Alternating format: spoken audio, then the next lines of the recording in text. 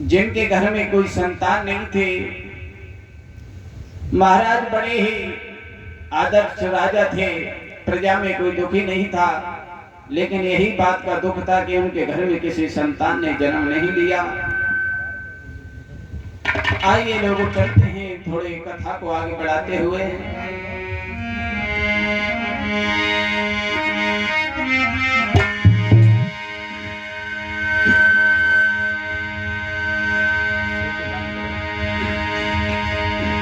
कि प्रतीक नाम के राजा थे और ना घर में कोई संतान भई,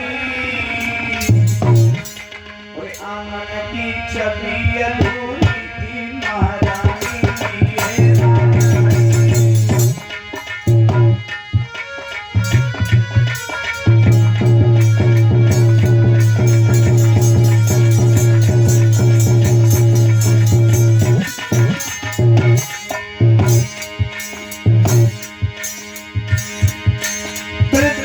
नाम के राजा थे, घर में कोई संतान भई, आंगन की छवि अधूरी थी महारानी की हैरान भई।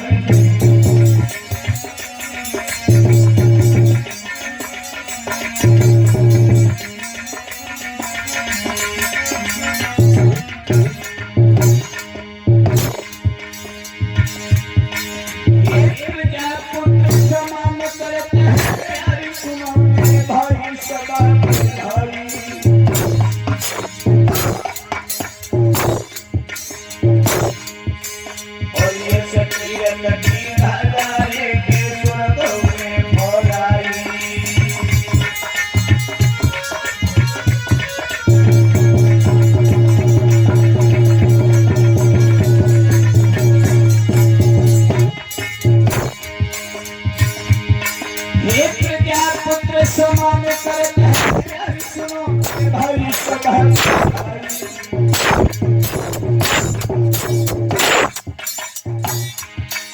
और ये सतनी लगी धरने के स्वर्गों में भराई।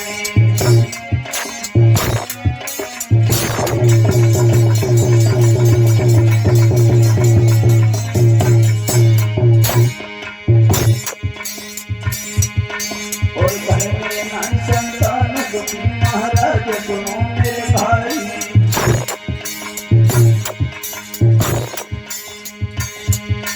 और प्रजा में नहीं करे और भूपति कोई बदनामी,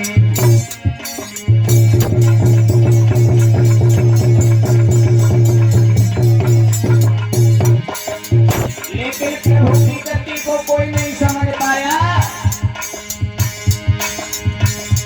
वो लीला प्रभु की न्यारी है, जब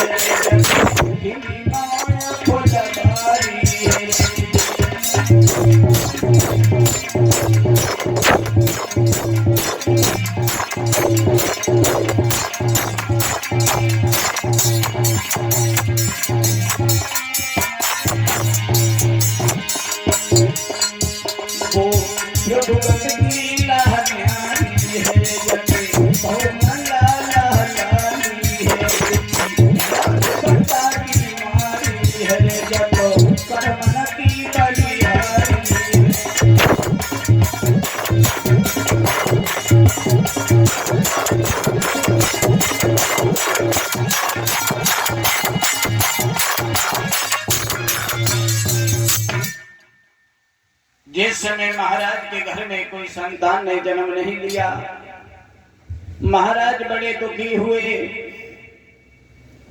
अब तो महाराज को देखकर प्रजा में भी लोग बातें करने लगे, और ये बात सत्य है, जब इंसान को कोई भी रास्ता नजर नहीं आता है। जिस दरवाजे की तरफ देखता है परीक्षित महाराज, वो दरवाजा बंद नजर आता है, तो अंत में उसे भगवान का ही ध्यान आता है। आज महाराज और महारानी दोनों निकलकर घर से चल दिए, बियाबान जंगल में पहुंचे। इन्होंने तपस्या की, और तपस्या किनकी की? गंगे माँ की। जब माँ गंगे की दोनों ने तपस्या की है, आज इन्हें समय काफी हो गया माँ गंगा का ध्यान भजन करते हुए।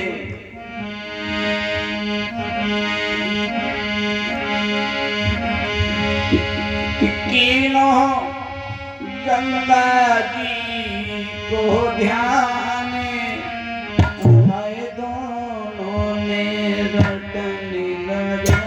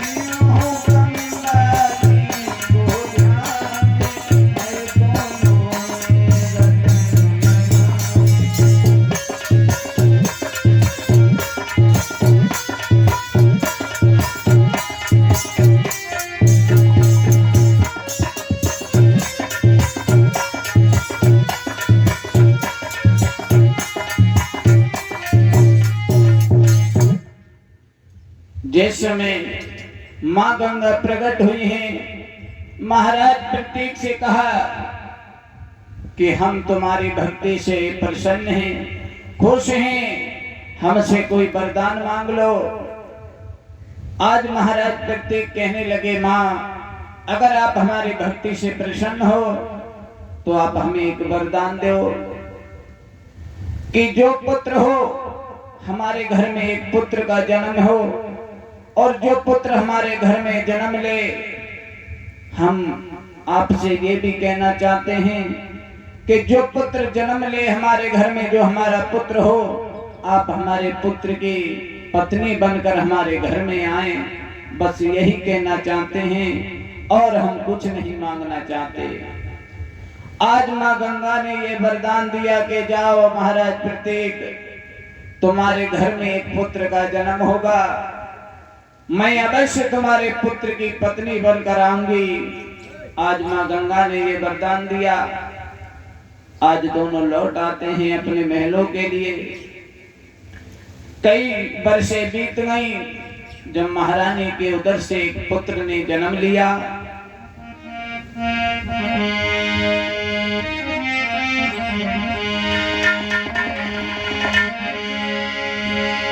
और कई बरसे गई है बीत रे, तब महारानी में लला जी आए हो।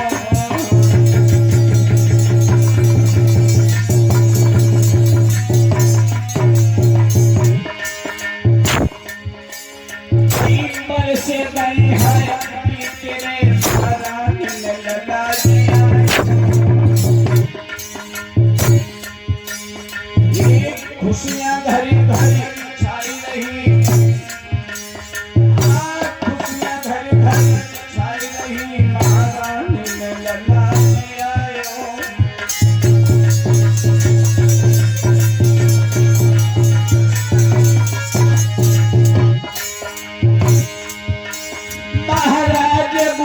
घर घर में छाई है और गाय रंगी कमल हर के सतिया घर में आई है।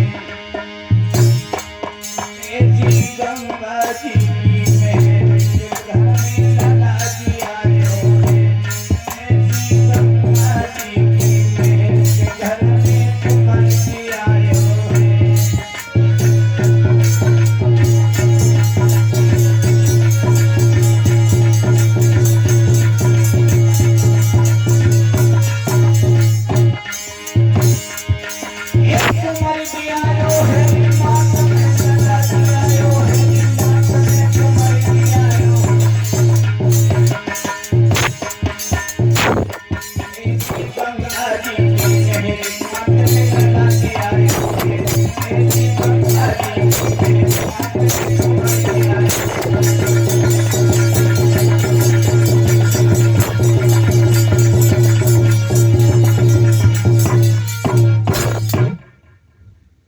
आज जिसमें माँ गंगा की कृपा से महाराज प्रतीक के घर में एक पुत्र का जन्म हुआ, जिस पुत्र का नाम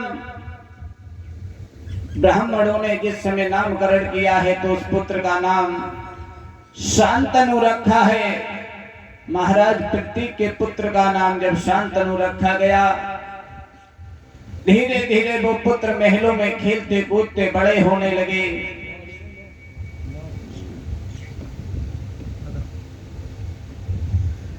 जब धीरे धीरे वो पुत्र बड़ा होने लगा, अब तो हर किसी के दिल के लिए वो पुत्र भाता है, क्योंकि महाराज का पुत्र था, सारी प्रजा के शासन का वो राजा था, मालिक था, इसलिए हर कोई उसे देखकर खुश हो जाता था, सब कोई खिलाने घर पे आता था। धीरे धीरे जब वो पुत्र बड़ा होने लगा, जवानी की दहलीज पर जब उस पुत्र ने कदम रखा, महाराज प्रतीक के पुत्र शांतनु ने, एक दिन की बात है, महाराज प्रतीक जब अपने महलों से राज दरबार के लिए जा रहे थे तो शीशे में उन्होंने यानी कि आईने में अपने आप को देखा। और परीक्षक महाराज, कभी शीशा यानी कि जो घर का आईना होता है कभी झूठ नहीं बोलता है, जैसा तुम्हारा चेहरा होगा वैसा ही बताएगा। अगर तुम्हारे चेहरे पर दाग है तो दाग ही बताएगा, लेकिन आईना कभी झूठ नहीं बोलता है। महाराज प्रतीक ने जब देखा तो सर पे कुछ सफेद बाल नजर आए और मानो उन बालों ने ही कुछ इशारे में कहा। और क्या कहा, क्यों कहा, चलो आइए देखते हैं।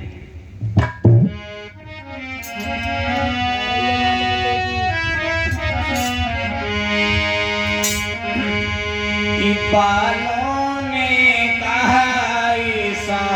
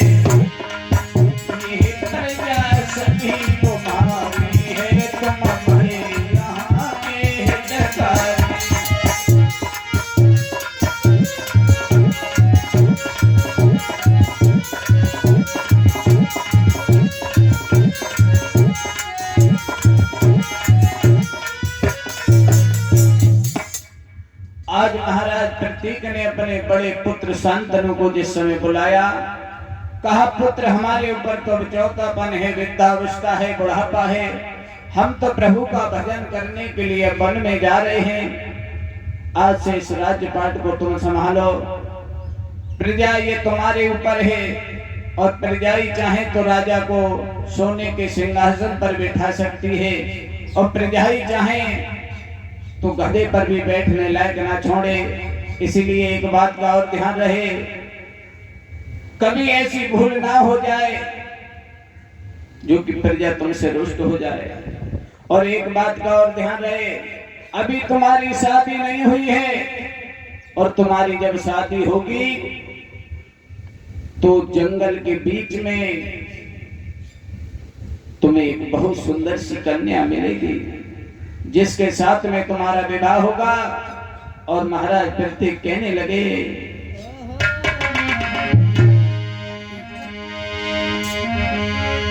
वन में मिलेगी सुख हमारी है, कोई बनी है दीवार तुम्हारी है।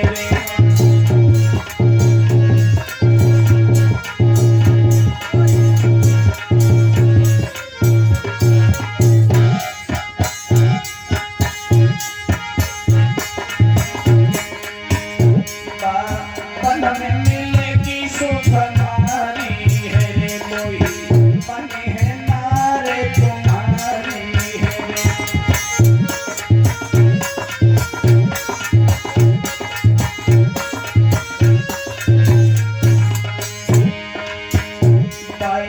खुसर की ओयती भारी है, अंतिम कहने हमारी है।